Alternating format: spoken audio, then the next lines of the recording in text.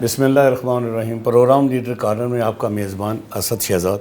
IMF کا دباؤ، سارے کی طرف بڑھتا پاکستان، قرضوں تلے دبتی عوام، غربت کا بے قابو جن، 78 سالوں سے معاشی تباہیوں کی طرف گامزن یہ ملک کیا آنے والے سالوں میں سیاسی اور معاشی استحکام پیدا کر پائے گا؟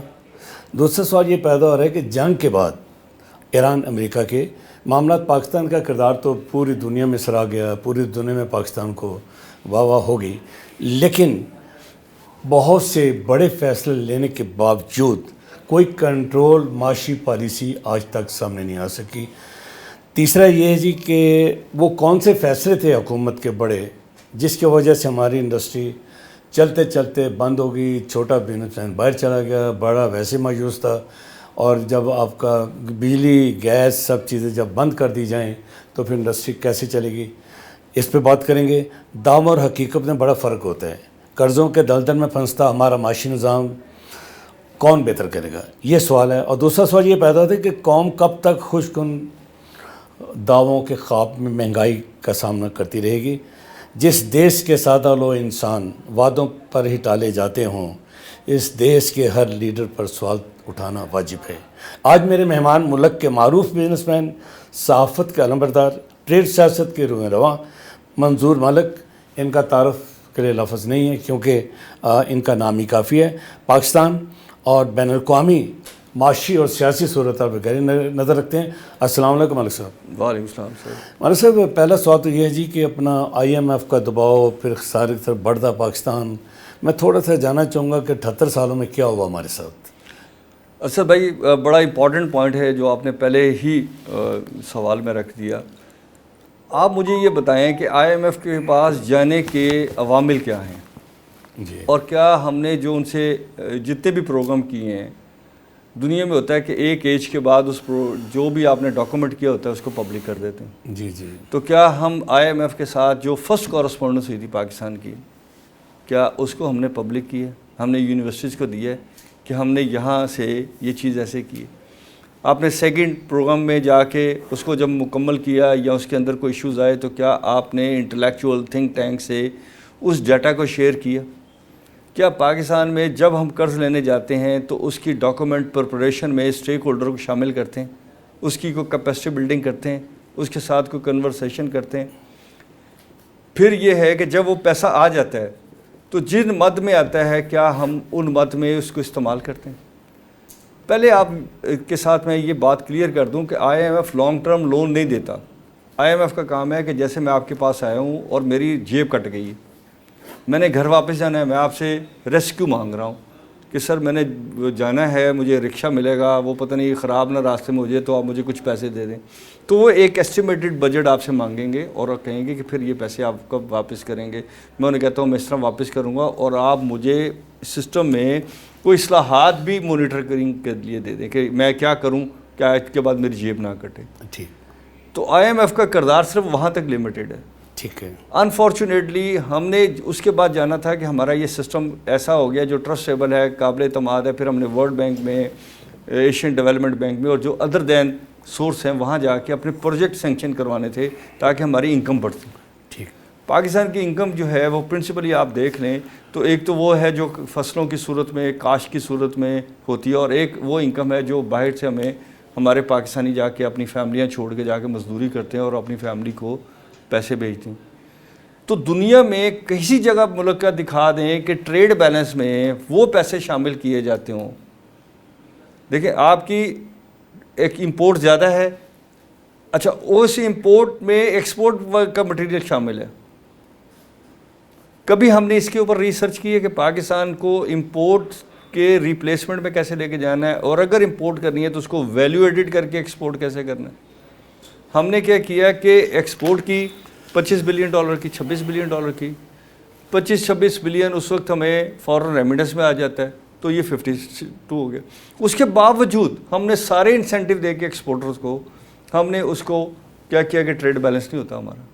تو اس کا مطلب ہے کہ جو ہمارا پالیسی میکر تھا، جس نے پبلک کی کیپیسٹی بلڈنگ کرنی تھی، جس نے اویئرنیس کریٹ کرنی تھی، جس نے آپ کو موٹیو کرنا تھا کہ بھائی اس میں یہ ہمارا گیپ ہے، اس نے تو کام نہیں کیا۔ اس نے کیا کیا؟ اپنی مراعات میں اضافہ کیا۔ ایف بی آر نے کہا کہ جی ہم ٹیکسیشن سے کلیکٹ کر دیں گے. اچھا ٹیکسیشن جو ہونا تھا اس نے اکنامک ایکٹیویٹی کے بعد ہونا تھا. مجھے بتائیں آپ نے تو ایڈوانس ٹیکس لینا شروع کر دیا. ایک کمپنی کا پیڈ اپ کیپٹل ہے 20 لاکھ روپے, ایف بی آر نے اس کا دینا 2 کروڑ روپے. اب مجھے بتائیں 1 کروڑ 80 لاکھ روپے یا اس نے بینکوں سے اٹھا کے دیا ہوا ہے یا پارٹیوں کا ادھار لے کے آپ کو دے دیا ہوا ہے. ٹھیک ہے. تو جو پالیسیز میں آپ نے یہ کام ہی نہیں کیا کہ آپ نے نہ کیپیسٹی بلڈنگ میں اس طرح کام کیا, نہ ایجوکیشن میں اس طرح کام کیا, نہ اپنے پالیسی ایڈوائزر اچھے رکھے, نہ آپ نے انٹرنیشنل بارگیننگ اچھی کی, نہ آپ نے وہ کانٹریکٹ پبلک کیے کہ یہ کانٹریکٹ کیا ہے جو آپ پہ گرنے والے ہیں, آپ کی نسلوں پہ گرنے والے ہیں نا. ٹھیک کہہ رہے ہیں آپ. تو وہ کانٹریکٹ کیا ہم نے پبلک کیے ہیں کہ بھی آپ جائیں یونیورسٹی میں بچوں کو پڑھائیں کہ بھائی اس طرح ہم نے لون لیا, یہ ہم سے غلطی ہو گئی, یہ ہم مس مینیج ہو گئے, یہاں پہ ہم ٹریپ ہو گئے, یہاں پہ ہمیں انٹرنیشنل پریشرز آ گئے, اب کیا کرنا ہے. کیا اس طرح کی بورڈز کی میٹنگ پبلک میں ہوئی؟ نہیں کی انہوں نے. تو پھر کبھی بھی نہیں ہوئی. تو اس کا مطلب ہے کہ 78 سال سے جو ہو رہا ہے وہ انفارچونیٹ نہیں ہے. ایوب خان کی یاد کیوں آتی ہے؟ وہ کیوں, کیا وجہ تھی؟ 5 سالہ منصوبے بھی تھے, ان کے ترقی کا راز بھی دیکھیں ایوب خان صاحب کا جو انڈسٹری بھی لگی. آپ صحیح کہتے ہیں, ایوب خان صاحب نے 2-3 بڑے جینون سٹیپ لیے. اختلاف ان کے ساتھ پولیٹیکلی ہوگا بٹ انہوں نے اکنامیکلی 2-3 بہت اچھے سٹیپ. پاکستان کو بڑا انہوں نے ایک سٹیپ تو یہ لیا کہ پاکستان کا ایک ڈیٹا فریم جو برٹش ہمیں ملا تھا کہ پاکستان میں کہاں کہاں کیا کیا ریسورس ہیں, اس کو انڈسٹری کے ساتھ ٹیپ کر دیا. آپ کو پتہ نا کہ اگر فرض کریں کہ ایک کیمیکل انڈسٹری تھی, اس کو کیمیکل انڈسٹری کے لیے ضروری جو را مٹیریل تھے اس کی مائنز لیز کر دیں, تو وہ مائنز بھی اس کے پاس تھیں, ادھر اس کا تھا. پھر اس کو اس نے کیا کیا کہ دنیا کے ہائی پروفیشنل لوگوں کو لا کے ایڈ کیا. اور پھر آپ ایک بات کو اور ذہن میں رکھیں کہ پاکستان میں اس وقت جو سی ایم لطیف صاحب جو آپ کے بالکل نیبر ہیں, وہ بٹالہ سے تھے اور میری فیملی بھی بٹالہ سے مائگریٹڈ ہے اور میرے والد صاحب کے ساتھ بھی ان کا ایک ریلیشن تھا. ٹھیک. تو میں بچپن میں انہیں ملا بھی ہوں. اچھا. تو مجھے یہ سمجھ آتی تھی کہ کیا ٹال گورا چٹا, وہ تو اپنی جگہ پہ ہے نا سر امپریشن کے لیے, بٹ اس کا ویژن کیا تھا؟ قداور شخصیت تھے. اس کا ویژن یہ تھا کہ پاکستان میں آپ سے شیئر کرتا ہوں کہ پاکستان میں جب مینار پاکستان ہم بنا رہے تھے جی جی, تو آپ کو پتا ہے کہ ہمارے پاس مکسنگ مشین کی ٹیکنالوجی بھی نہیں تھی. تو سی ایم لطیف نے کہا کہ میں بنا دیتا ہوں, بیسیکلی وہ انجینئر تھا. ٹھیک. تو ہم نے ایسی کمپنیز کو جا کے 74 میں جب نیشنلائز کیا, اور نیشنلائزیشن ایک پروسیس کا نام تھا جس میں یہ سمجھ لیں آپ کہ کوئی بندہ بھی اس پالیسی کے ہولڈ کے باہر نہیں جا سکتا جو نیشنلائزیشن ہے. آپ نے آٹا لینا ہے تو ڈپو پہ کھڑے ہونا ہے, آپ نے چینی لینی ہے تو ڈپو پہ کھڑے ہونا ہے, آپ نے صابن, اور اس کے ساتھ اس کے پاس ایک بڑی لاٹ ہے آپ کو بلیک میل کرنے کی کہ آپ یہ خریدیں گے تو پھر آپ یہ خرید سکتے ہیں. سوری ملک صاحب, وہ فیصلہ بھٹو کا آج تک گلے نہیں پڑا ہوا, تباہی نہیں ہے سر. تباہی مچا دی اس نے ابھی تک. میں تو ابھی بھی کہتا ہوں کہ 1974 کے جو آپ نے بیوروکریسی کو ڈسکریشنری پاور دی ہیں, اگر آپ اس کو وڈرا نہیں کرتے تو ہمارے فیوچر کے چیلنجز اور بڑھ جائیں گے. ٹھیک ہے, ختم نہیں ہوں گے سر, آپ کے چیلنجز بڑھ رہے ہیں. ٹھیک. اچھا یہ بتائیے کہ پاکستان میں 2 ادارے, جی, ایف بی آر اور بیوروکریسی, یہ سمجھتے ہیں کہ آپ کی انڈسٹری کی تباہی میں, آپ کے سسٹم کی تباہی میں ان کا بہت زیادہ رول ہے؟ اگر میں 78 سال کی بیوروکریسی کو لے کے چلتا ہوں, ایف بی آر کے کردار کو دیکھتا ہوں, اور خاص کر آج کے حوالے سے. سر آپ اسد بھائی دیکھیں, بیوروکریسی ایک ٹوٹل سبجیکٹ ہے, ایف بی آر اس کا ایک پارٹ ہے. ٹھیک ہے. مسئلہ یہ ہے کہ ایف بی آر کو گورنمنٹ کہتی ہے کہ ہمیں ریونیو چاہیے. ٹھیک ہے. وہ نہیں, وہ ریونیو آنا ہے, کریٹ ہونا ہے گورنمنٹ کی اکنامک پالیسی کے ساتھ. میں نے آپ سے کوئی چیز خریدی, آپ نے اس کو بیچی, آپ نے کہیں سے مٹیریل لیے, وہ ساری ایکٹیویٹی سے جنریٹ ہونے. دنیا نے اس کے ایک سادہ پورٹ فولیو نکالا تاکہ بزنس مین سارا دن یہ نہ سوچے کہ کس سبسیٹ سے میرے کیا تعلقات ہیں. وہ یہ سوچے کہ میں نے کام کیسے کرنا ہے, میں نے کوالٹی سٹینڈرڈ کیسے رکھنے ہیں, میں نے را مٹیریل کیسے اسٹاک رکھنے ہیں, میں نے مارکیٹ کو کیسے ٹیپ کرنا ہے. تو اس کے پاس اور بہت سارے وینیوز تھے. ہوا یہ پاکستان میں انفارچونیٹلی کہ گورنمنٹ نے ٹارگٹ بنا دیا, ہم نے ریونیو اتنا کلیکٹ کرنا ہے. وہ ریونیو بیس کیا تھی؟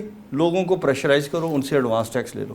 ٹھیک. آپ کا را مٹیریل ہے, وہاں سے ٹیکسیشن شروع کروائی. ٹھیک. اور کرتے کرتے وہ اتنی بڑی ڈاکومنٹیشن ہے کہ آپ ایک انڈسٹری کا نام بتا دیں جو صبح ایف بی آر کے ریڈار پہ آئے, اس کے مائنڈ سیٹ میں آئے اور وہ ڈیفالٹر نہ ہو.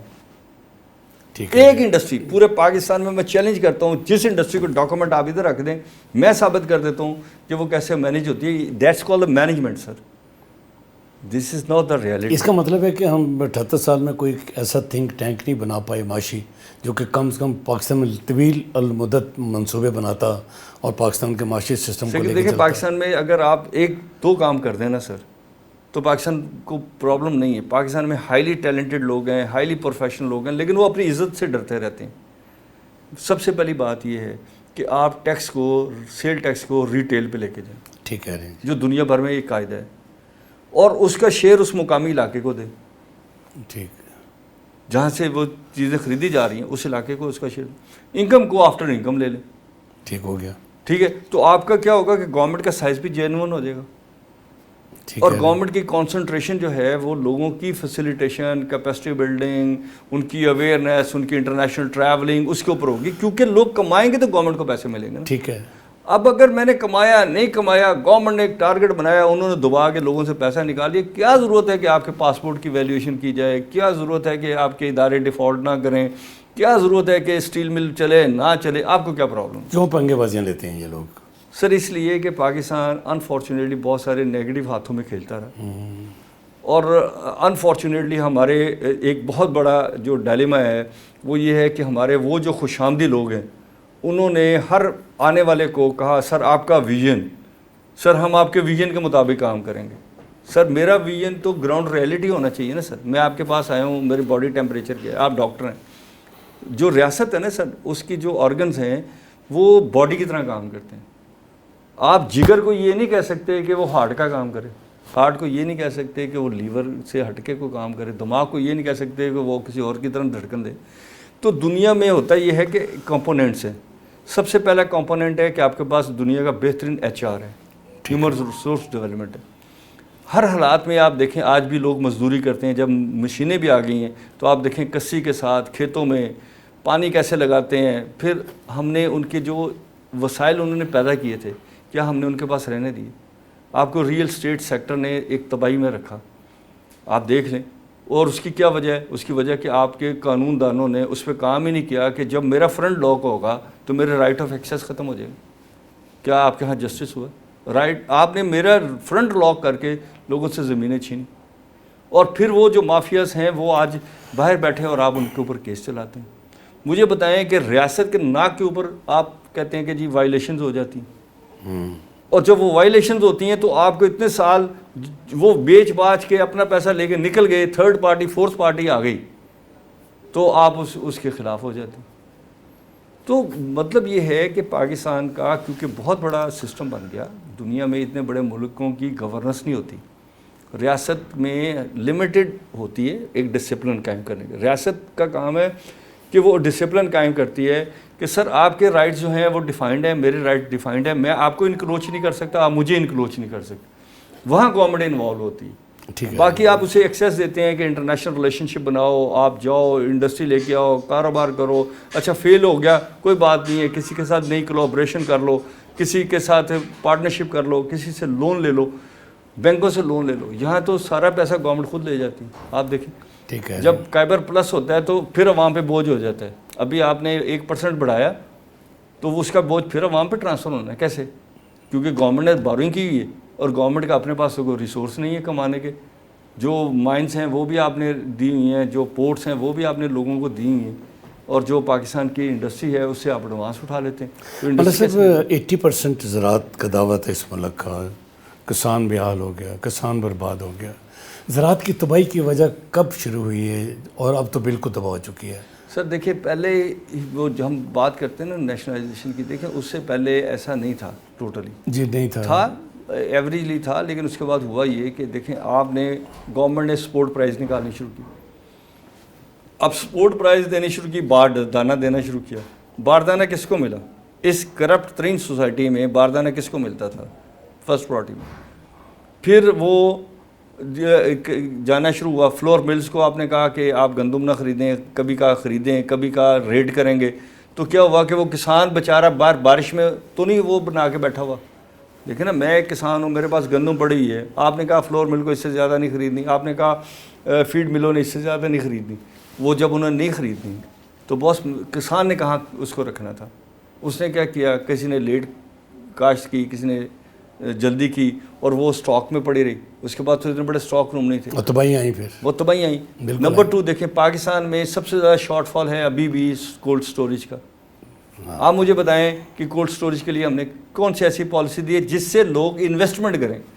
کچھ انویسٹمنٹ ایسی ہوتی ہیں جو سر پروفٹ کے لیے نہیں ہوتی, وہ انویسٹمنٹ پبلک سروس کے لیے ہوتی ہیں.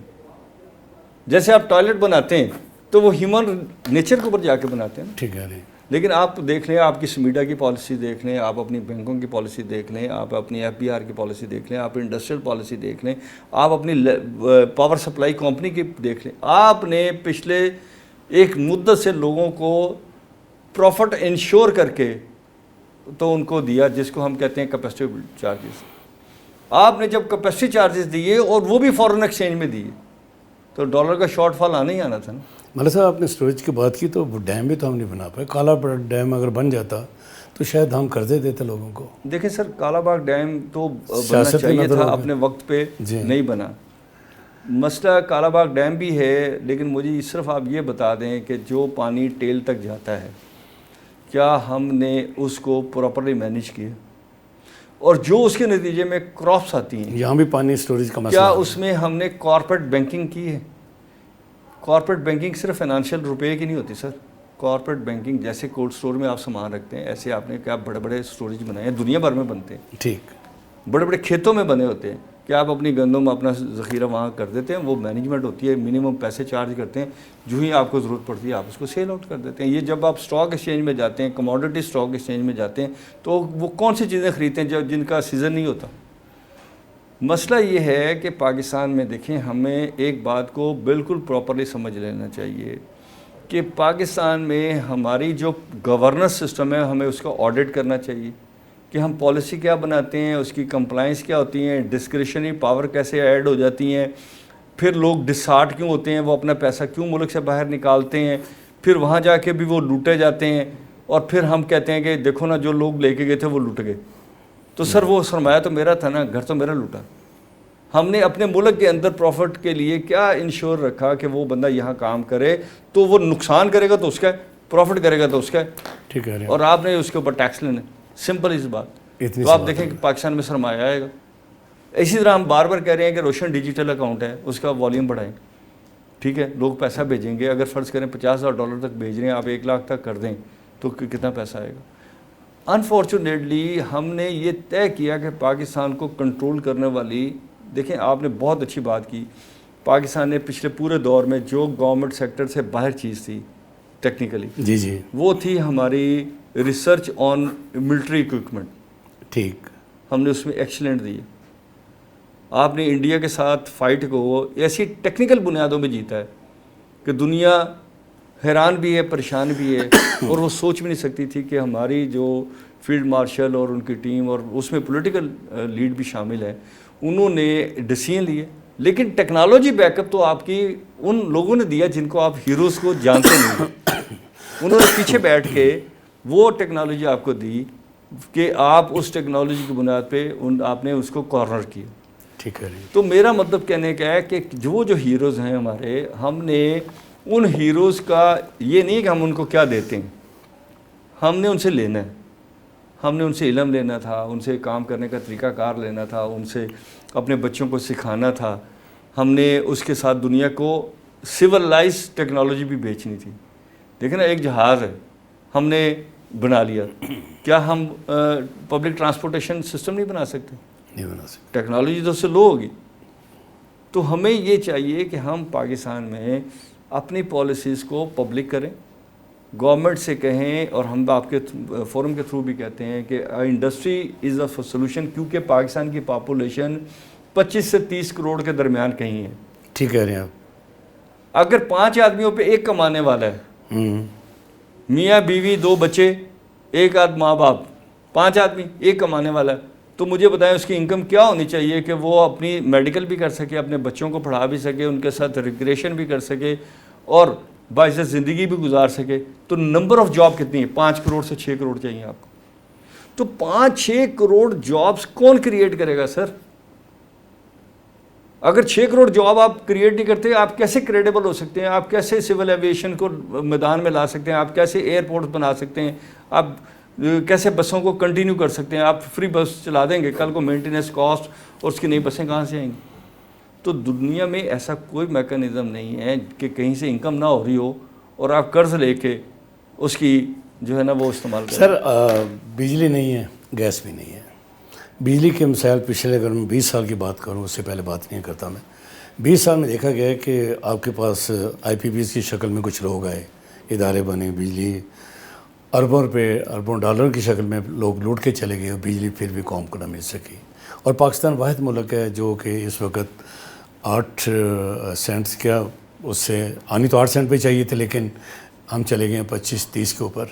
تو سر کیا وجہ ہے کہ آئی پی پیز کے ساتھ جو ایگریمنٹس ہوئے, کیا وہ تباہ کن ثابت ہوئے؟ غلط فیصلے تھے وہ؟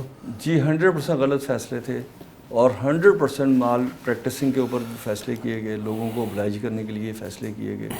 میں نے جیسے آپ سے کہا کہ اگر فرض کریں میں غلط کہہ رہا ہوں, کیونکہ میرے پاس تو سورس نہیں ہے کہ میرے پاس وہ ایگریمنٹ. آپ مجھے بتائیں, آپ نے وہ ایگریمنٹ جو ہے ساورنٹ گارنٹیاں دی, دنیا میں کہاں ساورنٹ گارنٹیاں دی جاتی ہیں؟ کس کے اوپر؟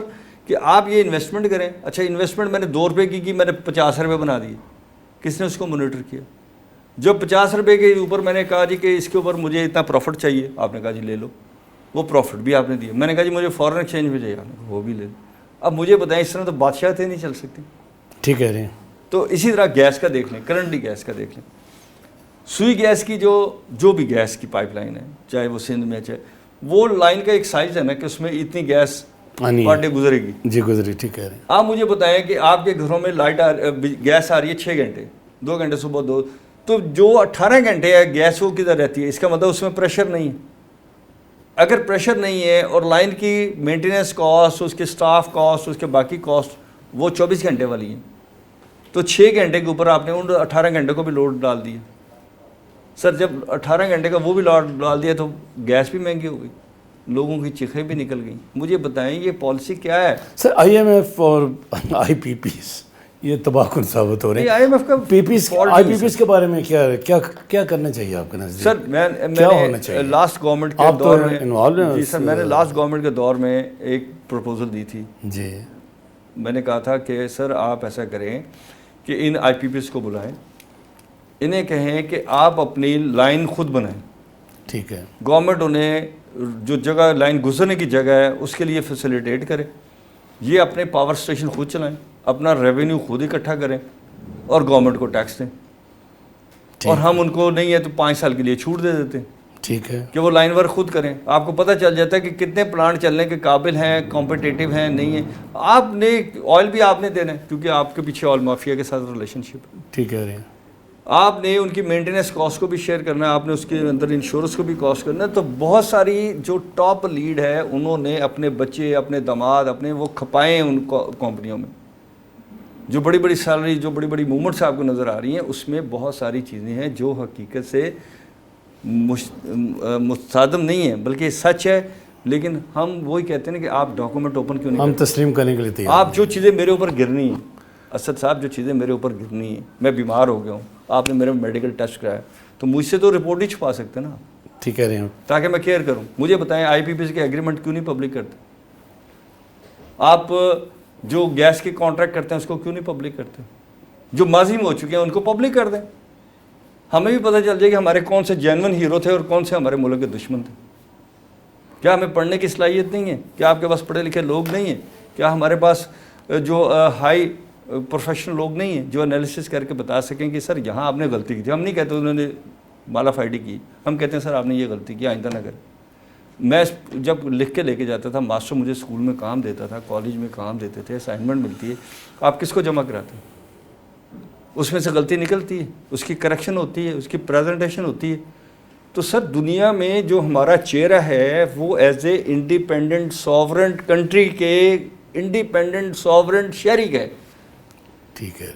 آپ مجھے بتا دیں کہ کتنے لوگ انٹرنیشنل جا کے اپنے آپ کو پاکستان کا اسٹرانگ شہری بتاتے ہیں؟ نہیں کہتے. آپ دیکھیں, آپ بلو پاسپورٹ, آپ آفر کیا کرتے ہیں بزنس مینوں کو کہ ہم آپ کو ڈپلومیٹک پاسپورٹ دے دیں گے. تو اس کا مطلب کامن مین جو ہے پاکستان کا شہری نہیں ہے. نہیں ہے.